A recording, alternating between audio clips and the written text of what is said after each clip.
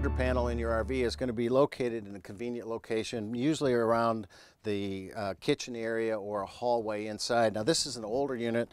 It doesn't have a whole lot of features to it. We got our tank monitors here. The first one is our holding tank number 1, number 2. Then we can see our freshwater tank, our LP, and our battery gauge. Some of the newer models allow you actually to take this apart, and there's a little dial you can adjust the sensitivity if your monitor readings on your tanks are not going to be correct. Next thing on here is we have the water pump. These models you can have pump. Typically you're going to have a pump switch on the monitor itself because I'm going to be able to run the kitchen sink.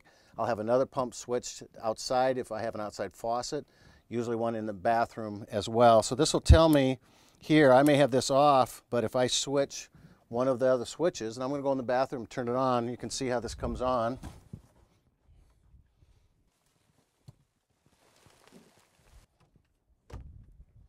So we can see that the water pump is on, so, and then I can turn it off from here. So it's kind of a three-way switch.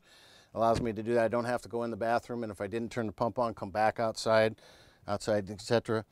We have in the middle here then, that is going to turn on my water heater and light that. So this is an older switch. It doesn't have much diagnostics that can go with it. So let's take a look at one of the newer ones that's in the fifth wheel. The monitor panel on our fifth wheel here, since it's 2014, has a lot more options, a lot more information. First of all, on our levels here, we can see we've got individual levels where in the other one we hit one button and they all came on. So we've got, first of all, this tells me my battery power. It's full. Freshwater tanks, I'm empty on these.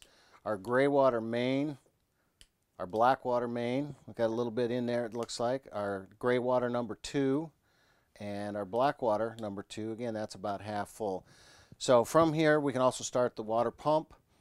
We have our LP water heater here, and it's got a little DSI button on the top of it. What this tells me is that if it gets too hot, there's a reset on the water heater itself. I can then see this button's on. I'm going to have to go back in there and reset that button. Now this will also work on 120 volts. So when I'm hooked up to 120, it's automatically default and use that. If for any reason that goes off, it's going to go to LP. Then I have interior lights, porch lights, a lot of my functions right here that in some of the coaches they're all over the place. This is a nice kind of a control panel here. Tells me my fuel level, and that's going to be for my generator outside. I have an extra fuel tank on this unit that feeds my generator. Most of your trailers are not going to have a fuel tank on it. This one's a toy hauler, so it does. So I'm usually going to have to use LP, but that's nice that I can run off a separate fuel.